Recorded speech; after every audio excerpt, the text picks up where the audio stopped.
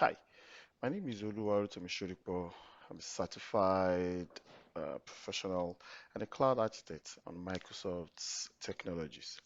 Today I'll be discussing on Microsoft Windows Server 2016 and its interface, another function that comes with it. Well, after the installation of Server operating system, Server Manager Snap-in automatically opens, just like you're seeing it on my screen. I did not go to Start menu and click on Server Manager. No, it automatically opens at every system reboot or logon. So you have do not start Server Manager automatically at next logon. So in a case I don't want Server Manager to pop open when I log in or I restart my computer, this can be stopped by checking this box and you click here OK. But I don't want to check it because I like it to be automatically open. And on this server interface, Server Manager basically allows administrators to perform firstly post-installation configuration after clean install and also gives room for other function. And I'll be breaking it down step by step. I won't be boring you with too much information, and I'll try to make this video as short as I could. I've decided to do this lab session to get my viewers familiar with the basic thing, basic environment of Microsoft Windows Server 2016. At the left pane in Server Manager dashboard, under Server Manager, you will see left pane. This left pane lists out all roles that are installed. So when I come to Add Roles and Features, automatically any roles installed will show here, will appear here. The number two, and configure the server that you're seeing on this upper pane here, allow us to perform post-installation configuration of this server. This server name that you're seeing here is actually not the name of this computer. This is where you see the name of the operating system. And this simply means that my server operating system is running on Hyper-V, is running on a virtual machine. Here you can start configure the last time update was installed. In the case you want to configure your Windows updates, you want to install it, you can click on this link. You want to you want to change whatever parameters or settings. You can do that here. For instance, I want to change the time zone. I can click on this time zone and set it to my location.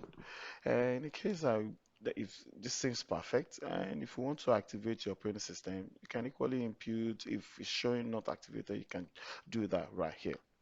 This shows the processor of the hardware, the memory, and the hard disk space allocated to this computer. And here we will see firewall, which is running, which is on. If in a case you want to turn it off, you can click on this hyperlink. It will bring up a window that allows you to be able to do that. Remote management here simply means that this server can be remotely managed. Remote desktop simply means that a remote session can be established to this server operating system, which I didn't enable them. By default, these come enabled after the installation. NICTME means network interface card. If your computer has a multiple network interface card, that means it has multiple NIC. Even if they do, if even when the network adapters speed don't match. For instance, you have four network adapters. One is 10 gig. Yeah, the other three is they are 1 gig each. You can bundle them together. The essence of that is it allows um, um, higher throughput. It allows your server to be able to receive multiple packets, increasing the bandwidth or throughput coming to into your server. So it allows the server to be able to perform multiple requests since the network adapter speed has actually been improved upon. IP address on servers must be statically or manually configured, but here I have it as dynamic. Because this machine I have not joined into the domain, that is why we're seeing a work group here. And I'll go back to our dashboard. And after that, I can add multiple servers to this machine. So it simply means that I can remotely manage servers once they are added to Server Manager. Creating server groups simply means that if you have servers, group of servers running running the same services. For instance, you have multiple servers, multiple DHCP servers, or multiple domain controllers. You can create a group of them and can, on one instance, manage those groups at once. The fifth option we're seeing here allows us to be able to connect this server to the cloud, which means we can connect it to Azure. At the bottom of the screen here, we have this information. This information, as the name implies, that we have the heading here, file and storage services. This role is automatically installed at every installation of Server Operating System of 2016. And whatever you're seeing at the bottom of this role services simply means that you can manage it, you can view the events as associated with file and storage services, the performance of file and storage services role, and you can see the best practices analyzer results as regards this role. The local server here is supposed to be showing green, but here we're seeing a red. We can easily go to services to see a service that is not running, and we can right click on it and start the services. Once that is started and we click OK, after some few minutes, these will turn green. And if it doesn't, we can go to the right upper corner here and refresh. Once we refresh it, it will to change to green after some minutes. So same thing we can do for all of the servers. At the upper corner here, we have manage. When you click on manage, it will show you hard roles and features. So you have options either to come to hard roles and features, or you go to remove roles and features. You have option to be able to add servers, just like we have it here. You have option to create server groups. You have the option here, and you can disable login for automatically opening of server manager at every logon. Equally, you can increase or decrease the refresh rates by coming to this place and you see data refresh rate. So any configuration you make here, you can come to this place and reduce it. So I can decide to change it to 2 and I'll click OK, which means that I have reduced the time it will take for any settings that we have performed here to show. And whatever roles you have configured automatically appears under tools. So we have so many tools that are pre-created or pre-installed after installation. And you have view, you can change the view by increasing the size to whichever one that you want. And you have help for other information you will need. And I'll go to manage and what I'll try to show us some of the roles that we have inherited from Windows Server 2012 R2. When you click add roles and features, automatically wizard will be open up. The good thing about Microsoft technology is that it has most of the product or technology from Microsoft has is a wizard driven um, applications that walks you through whatever admin task or whatever process you are trying to perform. Here you have so many information and it says wizards, the wizard will help you to install roles, role services. Role services are subsets of roles. So you have features, just other form of role services that complement the function of role services or roles. And here we have the requirement for you to be able to perform this. So we have administrator account has a strong password. There must be a static IP address configured on every servers, and updates also must equally be checked out when um, setting up your server. So I'll click next. You can click on skip this page in the case you don't want this welcome screen to appear. So you can click this. So each time you click on hard roles and features, you will not see this interface. You can click next and it will keep to bring us to the next page, which tells us if in the case we want to perform role-based or features-based installation, or we want to actually perform a remote desktop service installation, which is when you're talking about the virtual desktop infrastructure, but that's not what we're doing. We're doing the role-based or features-based installation. So I'll click next. Now, when you have list of other servers that you have added to this server manager, you will see them enlisted here. The same way we are installing roles or features on this local server can equally be achieved by installing the same, using the server manager to install roles on remote server. So we don't need to remote desktop into those remote server. By adding remote servers to this, allow us to use this same wizard to be able to install roles and features on those designated servers. We can install these on the server and we can equally install roles on virtual hard disk. But at the moment, we want to install it on physical machine. And I'll click next. Now here you will see all the list of roles that comes with Windows Server 2016.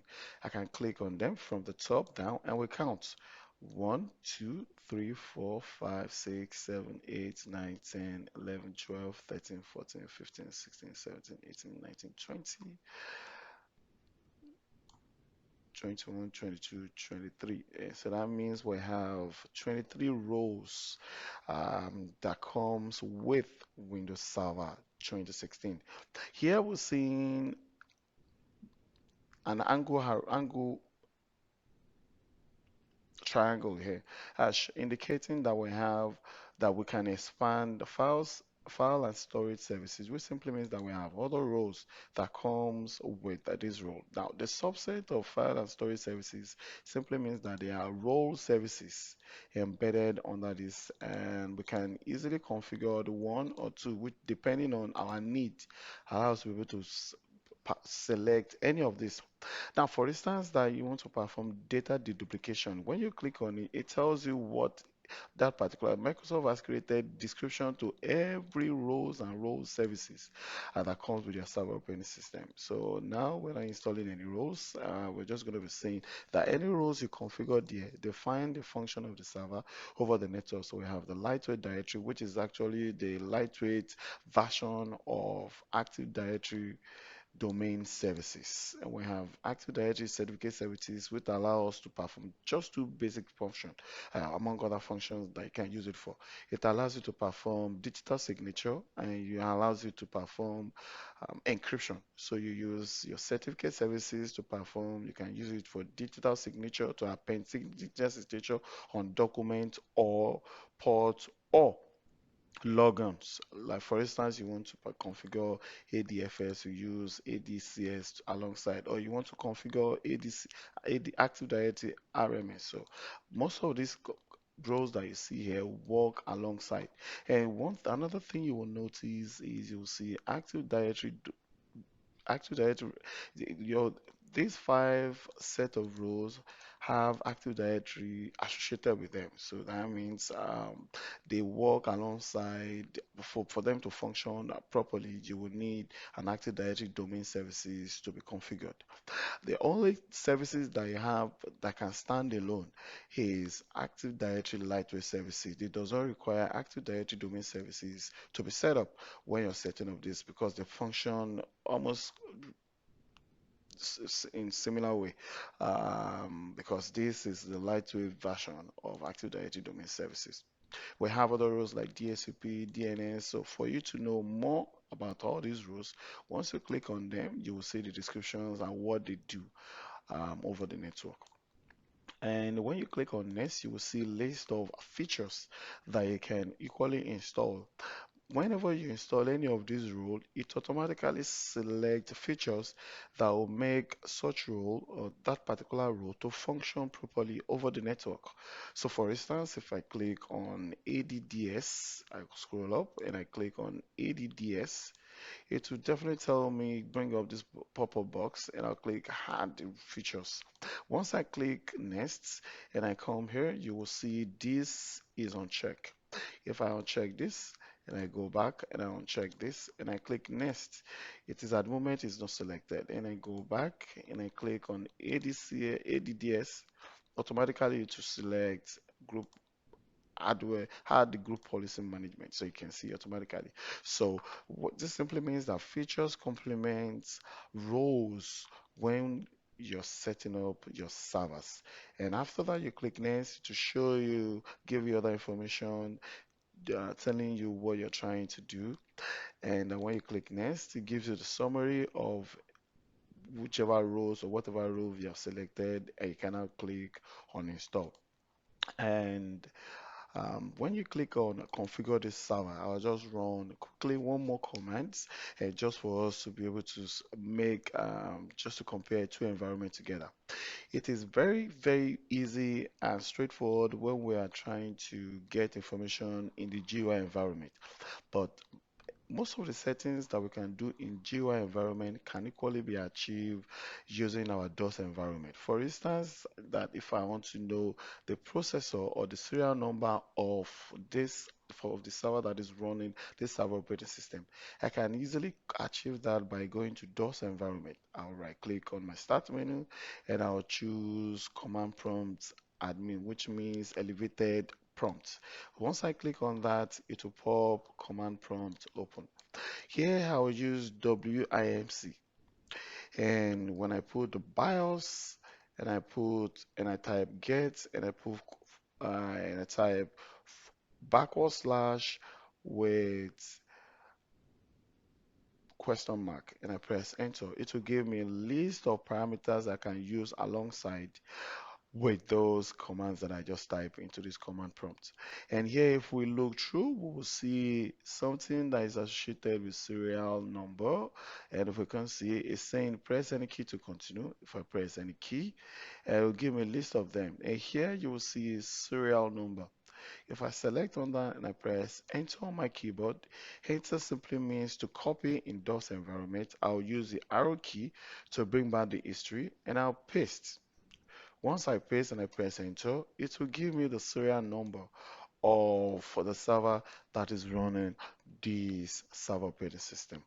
And today's session, what I've actually just tried to intimate us with is understanding what Microsoft Server Operating System is and roles and features that comes with it. I hope this is educative and I'll be talking to you in my next series. Thank you.